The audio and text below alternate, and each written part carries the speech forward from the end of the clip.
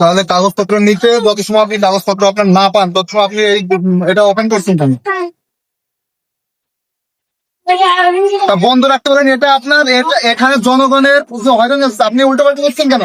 আর আপনি এখন মোবাইল করতে আপনার কাগজপত্র যখন ডকুমেন্টস নাই ওই সঙ্গে, তখন আপনি কাজ করবেন কেন?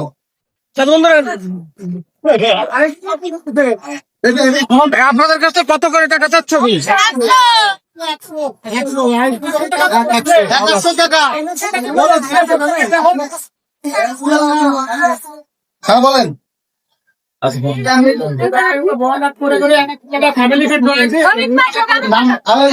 এটা ভুয়া, বুঝছেন? এটা ভুয়া জিনিস, তাই এরা টাকা নিচ্ছে। ভুয়া জিনিস আমাকে টাকা